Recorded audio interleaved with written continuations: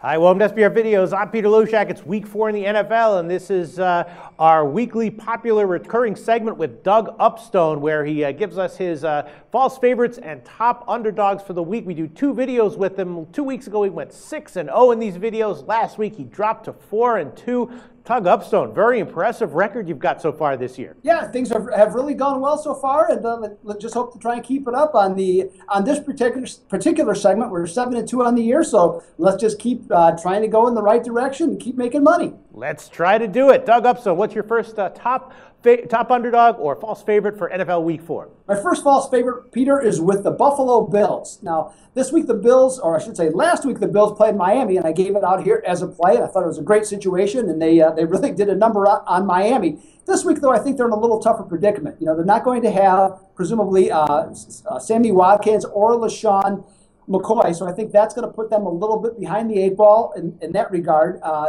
Now, I was a little disappointed to hear that Hector Cruz, I thought was going to be coming back for the Giants to really make their passing game that much stronger. He hurt his calf again, so right now he's up in the air for this upcoming week. But I still think that they have enough weapons, the Giants do, to spread out the Buffalo secondary and maybe have as much success as what New England did when they played 2 weeks ago. Now, the other thing I look at here is then if these players are not playing for Buffalo, is that they're going to have to really rely on their backups and their running game, their offensive line, which, by the way, is the #1 rushing offense. But the Giants are #2 against the rushing against rushing in the NFL. So when I look at this game, I see the Giants, when they're off a division win, they're 12-2 against spread in their next game, and when they go on the road off a division game, Peter, they're 22-11 in this spot. I think this is going to be a 3-point game, and it can go either way. That makes Buffalo a false favorite in my book. Yep, Doug Upstone, this was a play that I really liked on the opening line. I bet it at 5.5.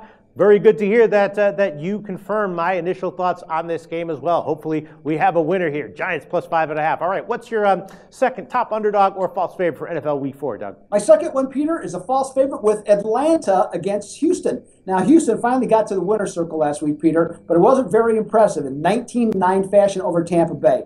Now, we got Atlanta here, who's really sizzling hot at 3-0 straight up and against the spread, and bettors have taken them from -5 to -6.5 early in the week. Now, when I look at this game, I'm just not sure that they're going to be able to keep this up because their defense, Atlanta I'm referring to, is giving up 24 points a game, which is obviously quite a bit of a negative unless Atlanta can keep scoring.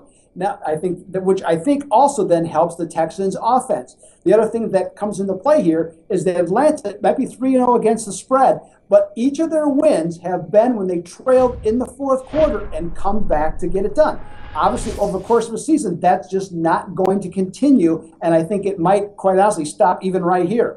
The last thing when I look at this game, teams that have covered 3 in a row in weeks 4 to 6, when there was no bye involved in the games, are 6-14-1 against the spread. I think Atlanta that's too big of a number for them, and I think Houston climbs under it, and making Atlanta a false favorite. You might be onto something here, Doug Upstone. It's probably going to be a big public fade, and it's definitely going to be a Jeff Cadillac fade, which can at times be a good position to be in. All right, Doug Upstone, what is your third false favorite or top underdog for NFL Week 4? It's going to be a top underdog this time, Peter, and it's going to be with San Francisco against Green Bay.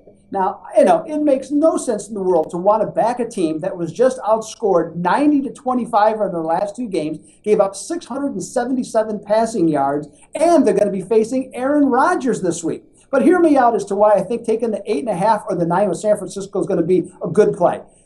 First of all, the 49ers are going to be back home, which I think is going to be a real positive for them. The other thing I think that'll happen is I think the coaching staff is going to dial back Colin Kaepernick a little bit, not throw the ball as much, and instead go with the power running game using Carlos Hyde. And as we saw in Week 1 when the Packers went on the road at Chicago, they struggled with that type of attack. So I think that's going to be to their advantage also. Now the Packers, Peter, also off 3 tough games to start the season. And, you know, looking at the schedule, it's not like San Francisco looks like a power coming into the year. So I think it could be a little bit of a flat spot for the Packers here, who also are on a short week and having to travel to the West Coast. Now, add in the fact that home underdogs of 3.5 to 10 points that scored 9 or less points in their last game are 17-5 against the spread. and I think that makes the San Francisco 49ers look like a very good top dog play this week. All right, Doug. Well, as we know, ugly underdogs can often be some of the best value plays in all of NFL betting, and we might have one here with the Niners against the Packers. Doug Upstone, thanks once again for your thoughts. Talk to you again for Week 5 next week.